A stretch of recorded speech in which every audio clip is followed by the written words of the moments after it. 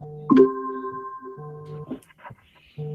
right, so we are recording. This meeting will be posted to the district's website. So by your continued participation in the meeting, you are agreeing that you're being recorded.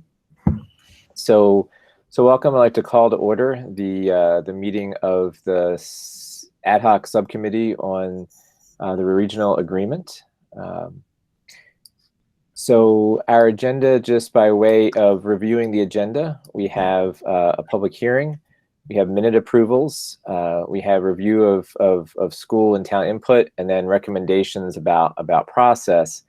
I think once we get started and get past steps 2 and 3, I think we may want to take 4, 5, and 6 kind of in toto, because I feel as though the diversity of the input we've gotten really probably necessitates a process conversation, and I think also for Pete being on the line, I will call public hearing. It's on the agenda, but typically with subcommittees, when we've been in person, they're generally fairly informal. So unless someone on the committee objects, I really don't mind Selectman Bogren or other folks who may join our meeting, chiming in throughout the conversation. I think that can be really, really productive. So our next item on the agenda is public hearing. So Sergeant Bogan, you're the only member of the public who is joined us. Do you have anything you wish to address to the committee now?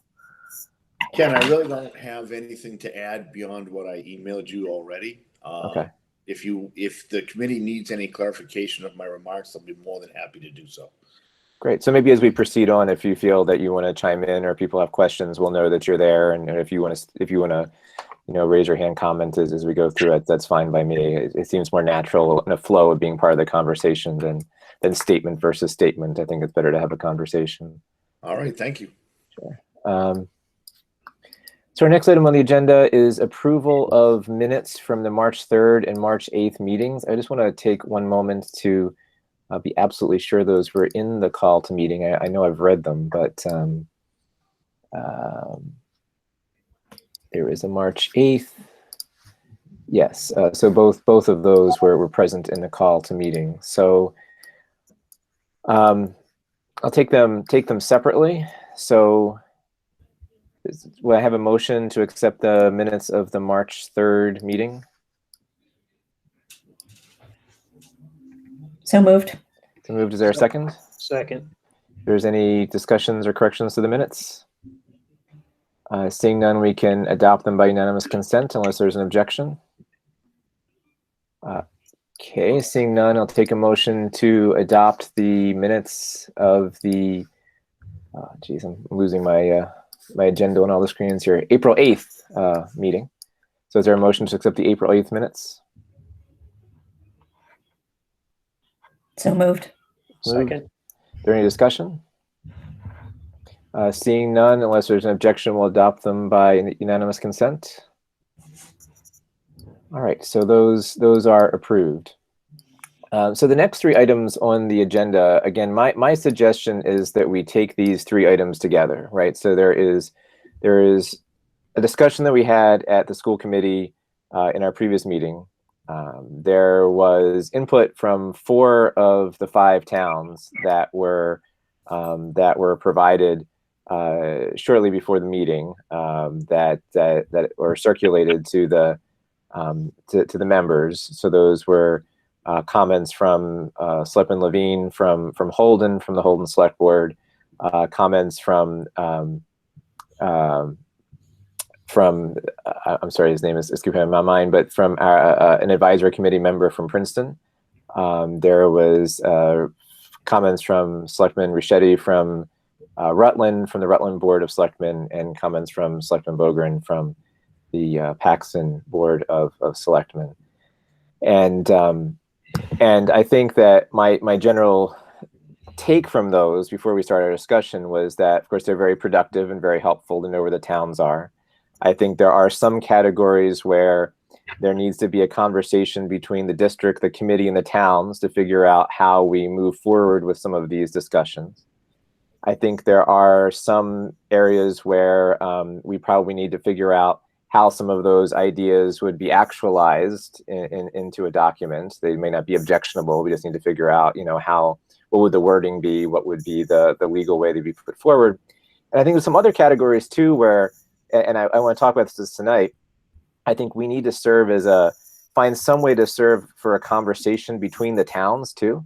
Because I do think that there was some sentiment behind some of the comments that might reflect some difference of opinions between the towns, with the way the committee is constructed, a little bit with potential for removing towns from the district, where it seems as though the spirit behind some of their suggestions may not be congruous with each other. And I think that whatever we can do to help have a conversation between the 5 towns, rather than put up something that may be divisive, from one town to the other, I think trying to have some way where we pull everybody in a room, hopefully a real room would be my suggestion, but I'll hear what the committee has to say, or a virtual room if it has to be, and really get at some of the core meat behind these observations. I think would be messy and helpful at the same time. And I think at the end would create a proposal from the school committee for revisions that is something that the towns would be anticipating and on board with, and not a surprise to town X or town Y, and potentially an unwelcome surprise to town X or town Y, which I think doesn't really serve the community super well. So what I'd like to do is stop talking, maybe get your feedback on that sort of thought about how then shall we proceed, and then perhaps turn to some of the individual comments, particularly as we have Selectman Bogren, and is the other person, Ms. Riches, Carol Riches, is that our phone in person? Yes, that's my phone. Okay. Thank you. Great, thank you. Thank you. And Ms. Riches is the town administrator from Paxton, so we appreciate you being here. So that was kind of like my little chair's preamble, I guess, even though that wasn't on the agenda. So my query of the members who are here, including Superintendent McCall, Mr. Bogren, Ms. Riches, is how then should we proceed? Like, what do we think as a subcommittee, as a representative of our 5 communities who are coming together here?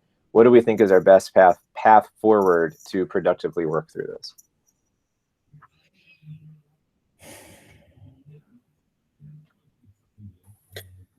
Can you hear me okay, Ken? Yes. Okay. Yeah, I mean, I agree with you. I think there's a lot of feedbacks. Some of it can be put into buckets. I mean, there's a similar sentiment around the size of the committee, obviously. I feel like we're going to be compelled to have a serious conversation about that. It sounds like most towns are questioning that, or suggesting we look at that in different ways. And there was a lot of conversation around budget transparency, details, timing, availability of administration, sort of response times, things like that. There seemed to be quite a bit of that as well. And that's a big topic. I mean, we could say you have to do things this way, I guess, but that doesn't seem to make a lot of sense. I mean, we're probably going to have to coordinate changes in all of these areas, I would think, with the towns involved. The thing is that seems like quite an effort. I don't know if we're under certain time constraints. There's a lot to do as far as I looked through this for 3 hours earlier today, and there's a lot there. It's just not like, hey, change a word here or there. There's a lot of serious suggestions, I'd say, that I feel like we need to take seriously and make adjustments on. So I don't think that's a very quick process, especially if we involve outside five other towns, So definitely not sure about how we accomplish that, but we probably need to figure out some effective way to do it.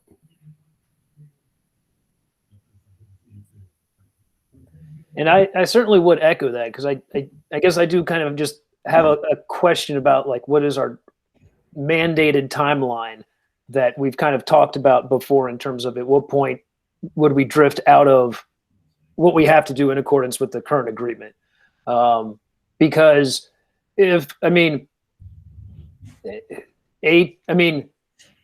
again, because I mean, we have, as you said, some of the things seem like in regards to the committee size, it seemed like there was some rough trends on that. Yeah, I mean, I guess I'm curious to kind of, I mean, I'm not sure what the best path is in order to get something that will be able to be voted upon and approved by 4 of our 5 towns. So I guess a lingering question is, like, do we have an absolute, like, we must have a vote by, it must be approved by all 5 towns by date X? The regional agreement says that it must be reviewed every 5 years, and you know, the last time we reviewed it was in time for town meetings this time of the year 5 years ago. The commissioner technically didn't sign it until the following January, so I think there is some legal ambiguity there about you know, it's not technically executed until Commissioner Chester at the time signed it, which was in January. So I'd imagine by the letter of the law, it's probably then, but clearly we'd have to do work before then to make sure that Commissioner Riley could be signing it ahead of then, I imagine. And since we've not hit, you know, the town meetings, I guess, you know, this might be a good question for Pete too. I know Holden traditionally doesn't do a routine fall town meeting, special town meeting, but I think Paxton and Rutland usually do. It would be nice not to make you do that twice. So in terms of your town, like, when would your fall cleanup meeting be for a town meeting? Well, we don't typically schedule a fall town meeting unless necessary. So we will have a special town meeting if it's necessary. Otherwise, we don't. Now, that being said, most years we do. Mm-hmm. Yeah. And I know Rutland usually does. Is that true, Daryl? I mean, it may not be typical, but I think there's usually budgetary things that kind of fall out of the summer process that the towns, once they see their final numbers, have to kind of make adjustments. And exactly. And I the last thing it costs money to run a town meeting, right? And I don't want to ask the towns to do that more than they have to, right? So I think that if we could get it done such that we complete the process by the early fall, that hopefully we could hit when some of those irregular meetings would be occurring anyway, so that at least some of our towns can kill 2 birds with 1 stone. Not that we want to be violent to birds, but I just want to try and minimize the burdens to the towns as much as we can, you know, with that. So we should probably find out, because I know there typically is some hesitancy around having you know, a town meeting because of the costs associated with it. I think it's, you know, a $4,000 to $5,000 cost. Carol, I don't know if you know what the costs are that you guys incur in Paxton when you have a special town meeting. I wouldn't say it's as much as that, Daryl, but obviously it does cost to, you know, have the registrars present and so forth. But the cost doesn't usually prohibit us having a special town meeting. We generally weigh the pros and cons to be able to get a quorum, because unless there's something that is of interest to a large group of people, we do have a problem getting a quorum at a special town meeting, and we tend to, you know, take that into consideration. And as Peter said, we don't always typically have a special town meeting, only if there's something important that we have to vote on after our annual town meeting. But I'm sure that if the other towns are having a special town meeting, we won't be objectable to do that. Okay, great, thanks. If Peter wants to comment any further on that, but that's my take on it. Well, actually, if it's okay, Mr. Chair, I would like to comment on that, because my concern is at an annual town meeting, you're going to have a much greater percentage of the population present, whereas a special town meeting, you're going to, like Carol just said, we're hoping to get quorums, and there have been times when we've literally had to go to the other end of the school and pull people off of a basketball court to come down and vote. And looking at least I got to see Holden's proposal. I haven't seen the other towns yet, but there's some pretty serious items in there. And if they're going to come before town meeting, it should be coming before the greatest number of people possible. And you know what? I don't disagree with that at all. I worry that we can't wait till next May. You know, if we had a time turner, you know, I had pushed this in the early fall and nothing came of it, that we should have started back then, but we don't have a time turner, right? So we have to figure out where we go from here. You know, as this conversation evolves, if the towns are concerned that, you know, we're not going to be able to get not just quorum, but like participatory representation, right? For some of these issues, and they want to wait until the regular town meetings, we'll have to try and talk to the commissioner or whomever, or get input from the towns about whether they're okay with us waiting until May, so where we would actually get folks at the meetings. I don't think the subcommittee should be aiming for that. I think we should be aiming to get a report done much sooner than that, and then figuring out how to do the final execution of the approval along the road. Because I think sometimes, you know, groups don't work well with long deadlines, right? I think we want to set ourselves a short deadline, and then if we want to delay, we delay. But I think with lots of things we've seen this year, deadlines can be impetus to action. Ken, if I can just jump in real quick as well.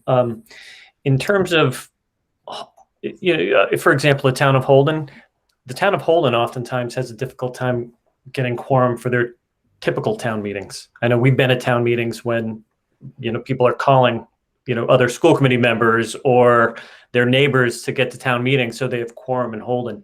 You know, I do agree with Peter in terms of just the number of people who show up at those meetings. I know in Rutland, for example, when I'm in a Rutland town meeting, we have a lot of people show up.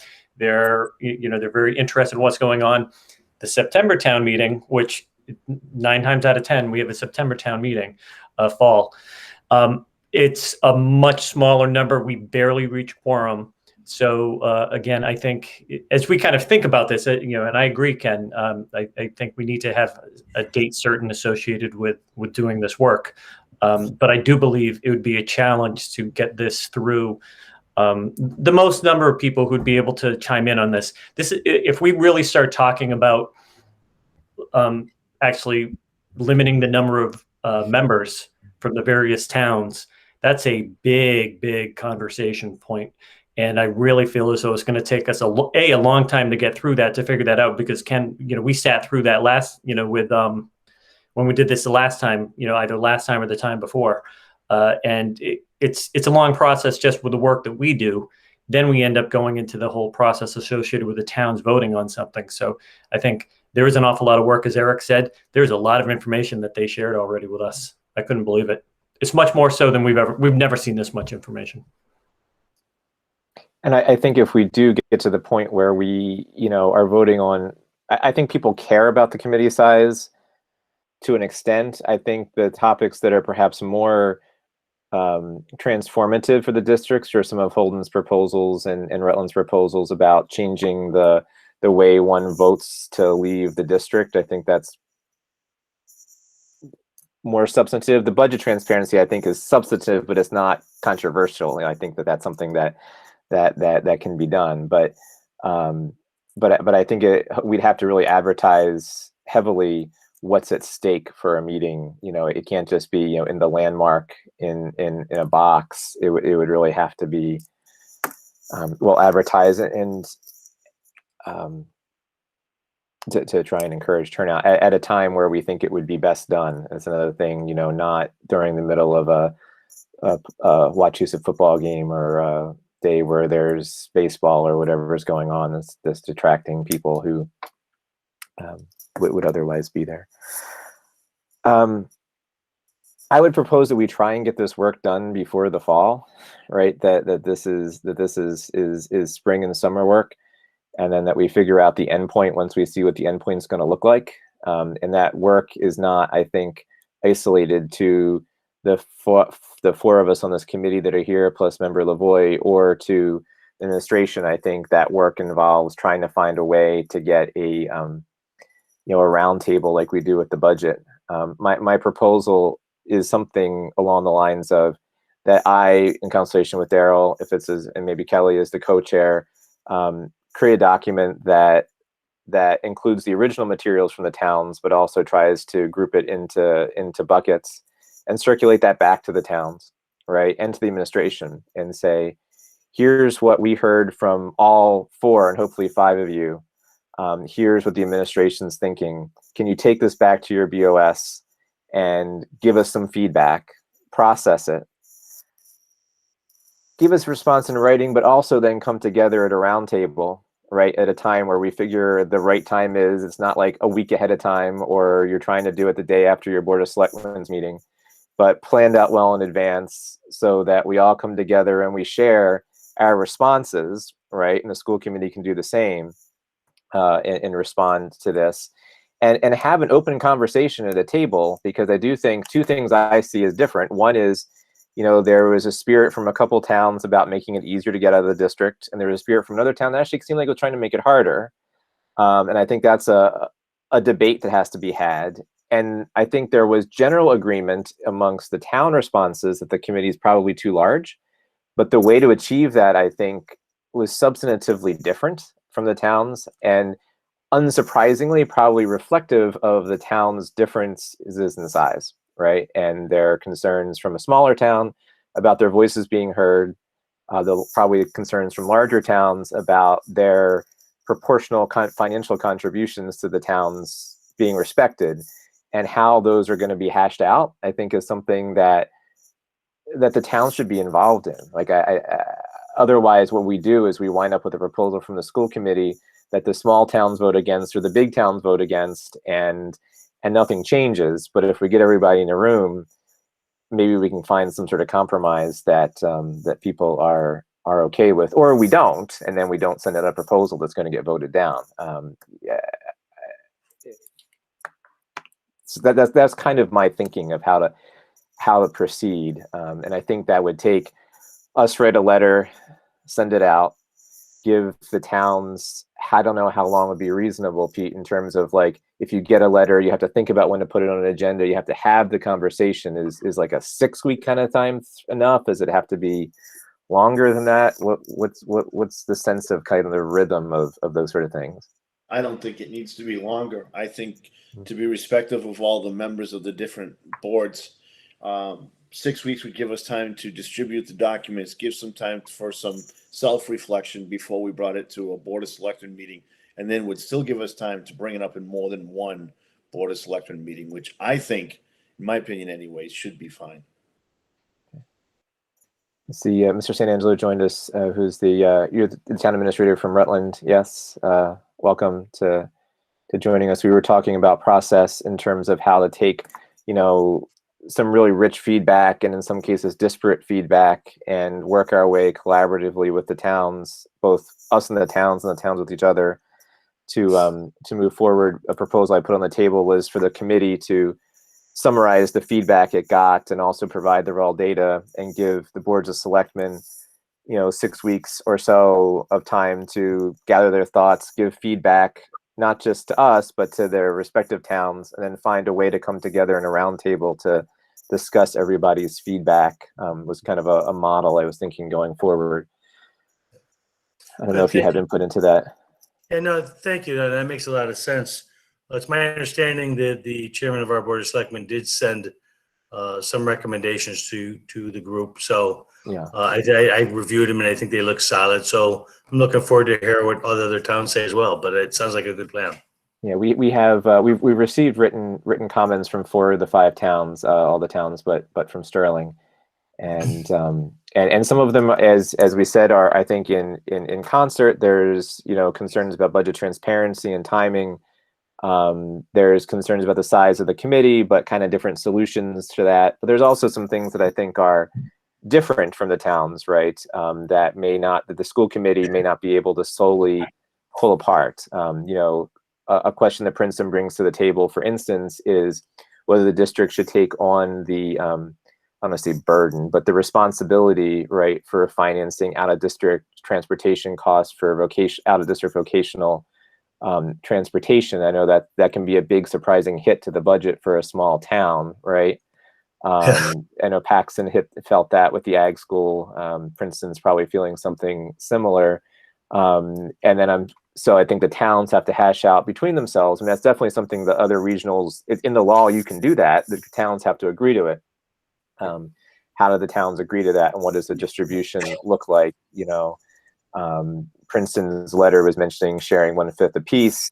I can see pros and cons to that from each town's perspective. And I think that's something they would need to hash out together. And then, the district would really be sort of the throughput for that, more than it being a process for us, right? We'd have the towns have to recognize that the budget would go up a little bit because we'd be taking that money into our budget, and towns would be then paying parts of different towns' transportation. So I think that's a conversation that can't be isolated to the committee. I think that's, I'm sure the committee would have concerns about the budget uncertainty of taking on that obligation, but the bigger budget might be better able to handle that than, say, Paxton would if 3 of your kids decided to go out to an agricultural school tomorrow. That might put you in a bind in terms of transportation. So I think those conversations are ones we have to have together. So I know I'm taking this out of order and talking about process first. That's my proposed process. Do people think that's reasonable? Do we want to keep talking about that? So one question, Ken, and kind of thinking through this process, and you hadn't mentioned it, and it's one of these things that there's kind of pros and cons to it, but kind of getting in the information from all the towns, kind of synthesizing it and kind of sending things. So I could see also that when we kind of pull the information and we synthesize it, when we send things back out to the boards of selectmen saying, this is everything that we've heard. And then also these are kind of these are our initial recommendations for what it would look like. Because I've seen it at times where if you get a bunch of people together and there's a problem you're trying to solve, often you need at least a good starting point and to help, to kind of get things moving. And so I can see pros and cons of that's like a little bit more work that we would have to do, because we would be saying, when we send things back to the towns, we're saying, this is across the district what everyone said about committee size. We've kind of, out of everyone's thoughts, this would be our starting recommendation for what we would change to. And then, because you can then kind of build off of that, it just seems like if you walk into a round table and say, well, let's talk about committee size, and you all disagreed, so let's figure it out. Yeah, I definitely pros and cons to both.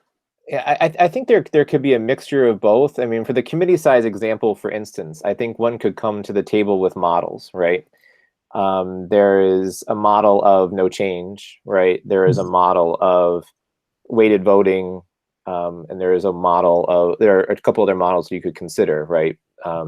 And here are the pros and cons to those models, and get their input from that. I do agree people respond to concrete often more than they respond to bigger picture.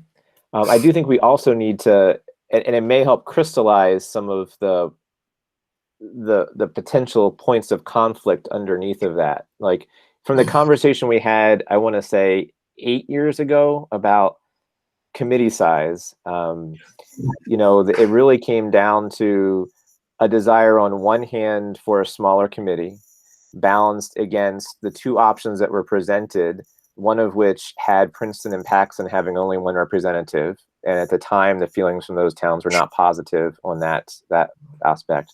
Or weighted voting, when there was concern at the time from the committee about the appearance of transparency about weighted voting.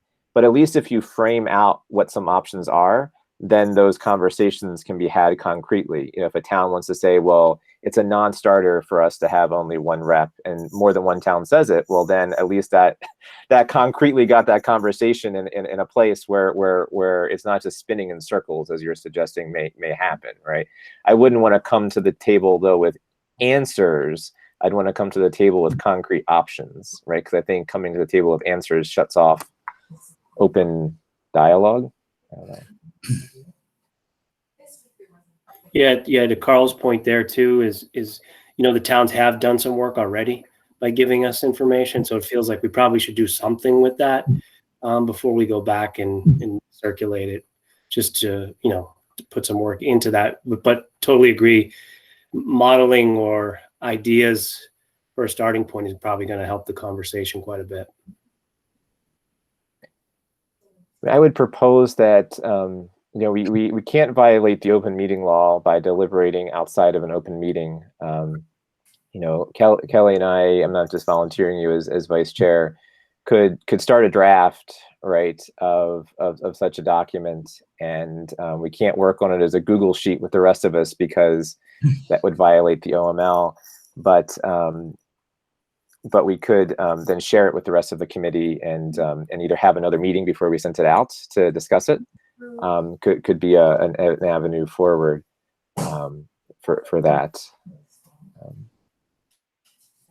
and then send that out to the towns after that time. I don't want to necessarily force the committee into having to put a stake in the ground about anything before we go back to the towns, because just timing wise, with the town elections and with the turnover on the committee between now and June, I don't know, and with budget issues, I'm not so sure that the full committee's attention is going to be to that. So I think we can frame up what the committee's already said, what the towns have already said, put it in some context and some models, and go back to the towns without necessarily going back to the full committee. And then we can re-engage the full committee once it's reseated in late June. After the final town. Yes, Mr. St. Angelo? Yeah, so I guess I would just ask this, and I came in and heard part of the process you're talking about. But if you guys just document the process and how many weeks this is going to go on and stuff, and forward it out to the selectmen and town administrators, I think that would help. At least everyone would have a written understanding of the process that you're going to go forward with. Yeah, that was my suggestion. I mean, I think however long it takes us to come up with the first document and have another meeting of this committee, I think we could discuss at that second meeting. My thought was six weeks or somewhere in that neighborhood, of maybe to get written feedback, and then maybe 2 weeks or so after that for some sort of forum, so that there's a time where you all can, as Selectman Bergen said, sit with it yourselves, right? Sit with it at maybe 1 or 2 BOS meetings. And be prepared to have feedback. So it's not like I think when we first formed this committee, there was an instinct, and perhaps to my fault, of saying, well, let's try and get ready for town meetings. And I realized that was, that we didn't have the length of runway to really do that from when this committee was put together. And I don't want to repeat that, right? But I also don't want to get to the point where we don't have any sense of deadline, so that we don't actually get the job done, right? Well, ours kind of is 2 weeks away, so there ain't no way you're going to get something ready for that. Yeah. I completely agree with you. Yeah. And at the end of the day, it's up to the towns and the school committee to propose there to be any changes, right? So at the end of these conversations, if the document as it is, which I don't think that would be the case, but if it were, the actual requirement is for the school committee to write a report to the towns, right? To issue a written report. From the wealth of feedback we got, I can't imagine there wouldn't be suggested changes, but we just have to see how the process plays out. Are there particular aspects we want to take up and start to discuss tonight, or do we want to hold off on those substantive discussions until we integrate process and maybe reach back out to Sterling again and see what they have? There are members from 2 of our towns here, representatives from 2 of our towns here or 2 who have come in wanting to say something as well. I don't know what do the members of the committee think about what we should do with our time tonight together. I think it would be good to try and reach out to Sterling again and try and get some input from them, and kind of go through that process of consolidating and finding the themes and presenting it before we get into some real conversations. Ken, I would also say this is that, I frankly wanted to take a more active role in developing some things for the changes to the agreement. But given that a lot of the town administrators and managers are right now doing all the work they can to figure out their budgets right now, there's not a lot of time to be involved in this as much from a town administrator, town manager standpoint. So that extra time would give us more time to gather input. I know that selectmen have joined in and done a lot of the work, but I think you might see town administrators with a little bit more time give you more information as well. And if it gives us, a few weeks to, between Daryl and Kellen and I to come up with a first draft of this document that at least gets the 3 May towns, past their planning for their town meetings, and perhaps a slightly easier time. Maybe not for our towns that are in June, but.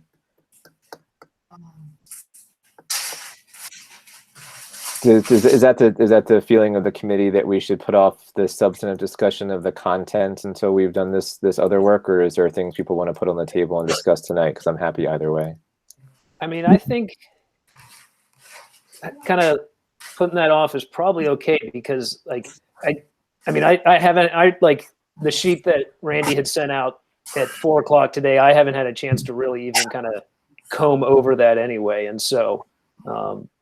A couple things like I've got some information on, but I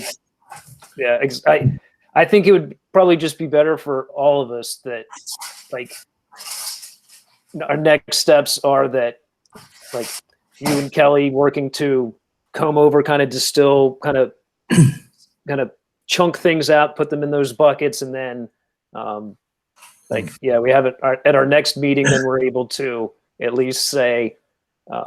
All right, these are like all the areas that towns have wanted for kind of, and then be able to make at our next meeting, then we can come up and say like for each of those kind of big things, say, all right, well, here's kind of 3 different options that we could think of that we could tackle committee size with. Here's some 3 different options that we could do to adjust with like the withdrawal procedures. And so then, like I said, that gives us a chance that after that, we can give that back to the towns and say, this is what you like. These are all the things we heard from you. For each of we've kind of broke it up into these areas. For each of these areas, we've come up with 3 different options that we think we could kind of talk more on. And then, because then the selectmen can look at that and say, all right, of those 3, they can be like, yeah, one of those we think is a pretty good one. Or they can be like, well, we don't like any of those.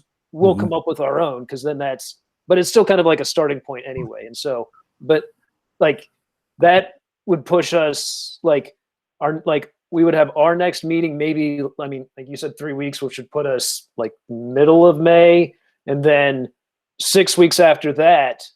So like to give all the select boards, there's 6 weeks after that would push it, that we'd be kind of following, we would get feedback from them. That puts us into like end of July. So that's kind of at least past kind of the hurdle of the town meetings, and then maybe some of and maybe some of the budget stuff. Yeah. Ron, do you have a?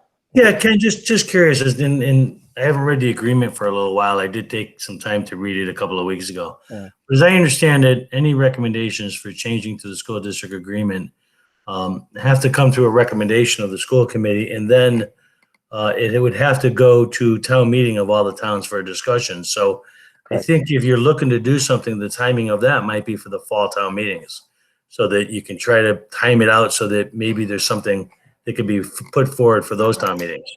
Does that make sense? Yeah, I think that was what we were discussing earlier, in the sense that I know you all usually have a fall town meeting. Most of the other towns don't. But if there's any way to piggyback on an already scheduled STM, I mean, I think that's what we'd want to do, so that we don't ask towns to do it twice, right? Because that's just cost money for no good reason.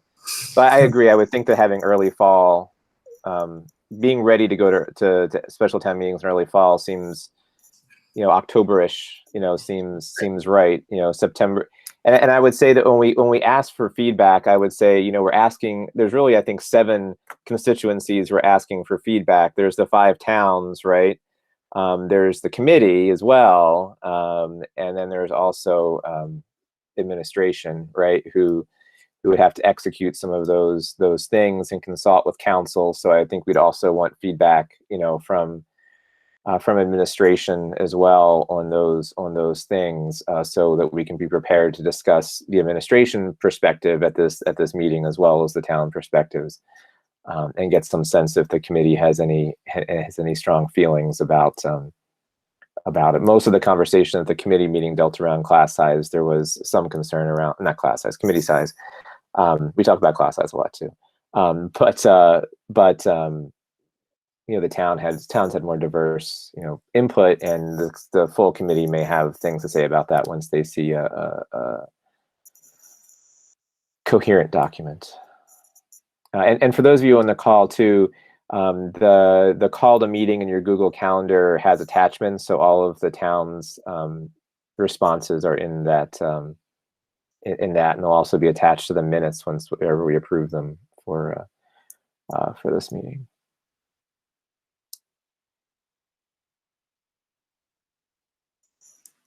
So I feel as though we have a way forward. I think the way forward is going to be messy, but I think that's good, right? Because I think there's some messy topics, and they're just going to require some honest conversations, right?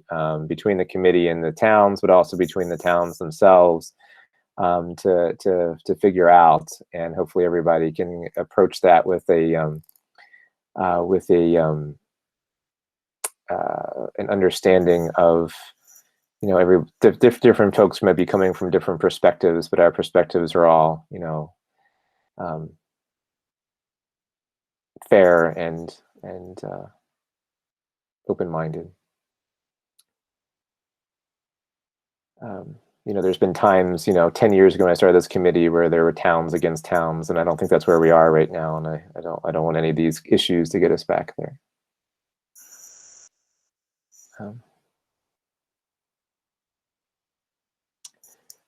So I will again alter the agenda to say what else people want to talk about. And so, do we want to talk about anything else right now, or do we want to adjourn? So I'm happy either way to leave the floor open if there's things people want to bring to the table.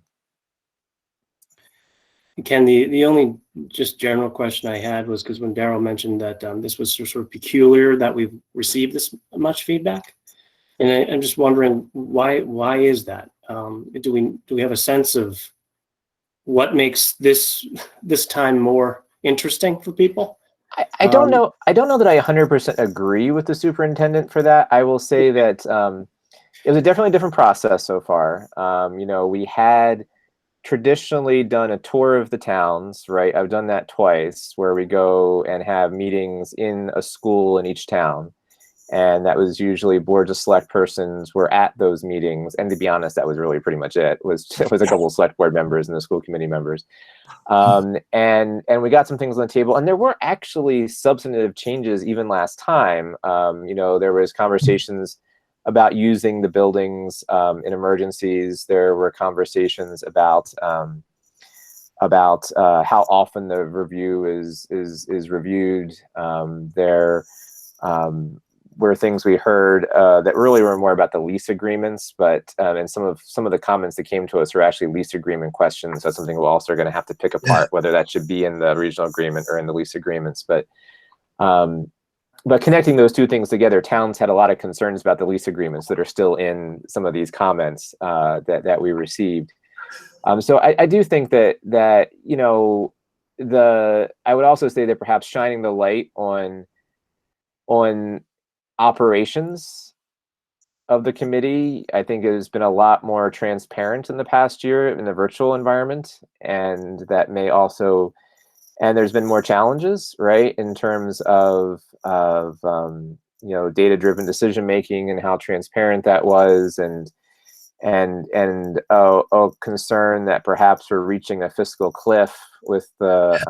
We've said that for the whole 10 years I've been on the committee, and we're slowly reaching towards that cliff, and I still believe it's there. I think there's a sense of urgency and a sense of seeing how the sausage is made more than perhaps 5 years ago that makes people want to make the sausage be made a little different, I guess. I don't know.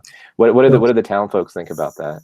So Ken, I wanted to express my thought. I spent a lot of time talking to administrators and managers in other towns, and I think this budget process is causing a lot of frustration and making people relook at that school district agreement more than they have in the past, out of frustration of trying to figure out how to deal with budget issues. As I look at the school district agreement, very complicated to deal with that issue as it relates to the school district agreement. But I think that is part of the frustration of people.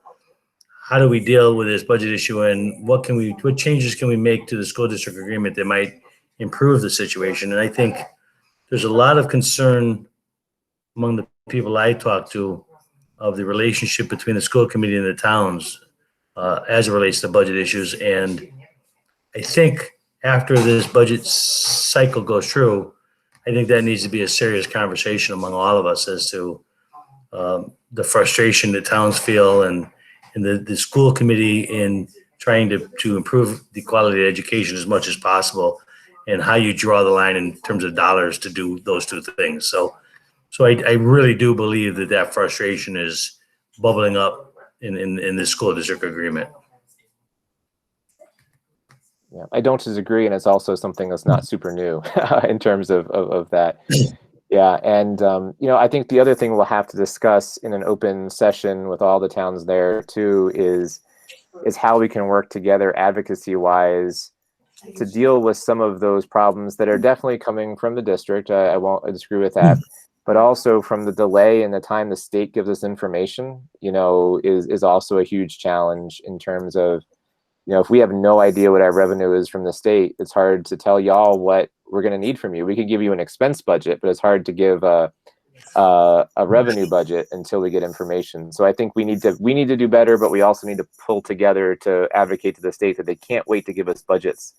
Well, so like late you, in the game. Yeah. like you can, we're looking at the budget as it plays out in the legislature. So the governor's budget comes out, and we use those numbers in our budget process, knowing that usually the legislature adds a little bit to that process. Then the Senate bill came out, and I think it gave the district another $100 and something thousand, which I thought was nickels and dimes, quite frankly. Now we're waiting to see what the House version does. But there's a lot of managers looking at that number, hoping that somehow the state comes back and gives you guys a bunch of money that we could lower the assessment with. But truthfully, I don't believe that that's going to happen. But there's what we call wishful thinking involved here that I think all of us are hoping on. But maybe we get another $100,000. I don't know, but I don't see the significant dollars coming in to make any significant impact on the assessments. At least that's the way I'm saying it. But every year it's the same thing. We're always looking at the budget, governor's budget as a basis and kind of working off of that.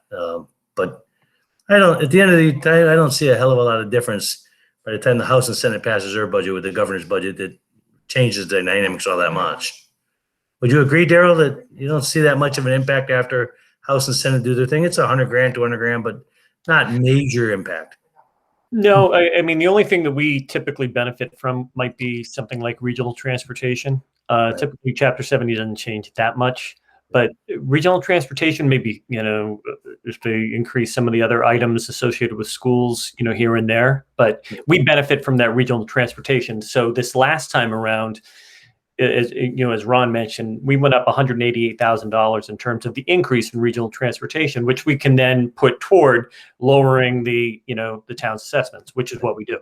But I mean, the sad part here is that if I recall in the governor's budget, you guys lost almost $1 million. I mean, you guys took a big beating from state revenues this year, which is also kind of being, trying to get the towns to kind of make up that loss, which is a serious problem for you guys. And I understand it. But it would have been a lot better. That we would be in a much better situation if the state stayed level and level funded you guys, not cut funding. And we'd be in a much better situation as a district and as towns. It's just not the case. Yeah, I agree wholeheartedly with that. Again, I think superintendents, town administrators, select boards, we're all pushing because I think literally every community in the town or in the Commonwealth of Massachusetts, every town lost some students in some form or fashion. I don't think anyone probably went up this year from October 1, 2020 to October or 2019 to 2020. So that's a truthful statement. We would much rather have an October 1, 2019 number. Again, our numbers are going back up, so that's the good news. But it's that low point that everyone's dealing with, which caused this discrepancy between what we would typically get and what we're getting, and how we now have to go back and say, well, the state isn't giving us quite as much. So even though we're only going up 2.8%, it's still a large increase for a lot of the communities. You know, Paxton, Rutland, and Holden in particular. Sterling and Princeton, not as bad. I mean, I'm not gonna. I mean, it's pretty honest. Rutland's going through a horrible budget year, which I outlined to the school administration, months ago, that we were going to go through this. And I truthfully, there's nothing good going to come out of this budget discussion at town meeting, because we're looking at an override of 500 grand. That's a huge number for Rutland. So it's going to be controversial as hell, and there's going to be no win out of it, because it is going to divide people, and we don't want that. We really want to find a way where we're on the same side, and I don't know how that's going to play out at this town meeting, but it's I don't think it's going to be fun for any of us.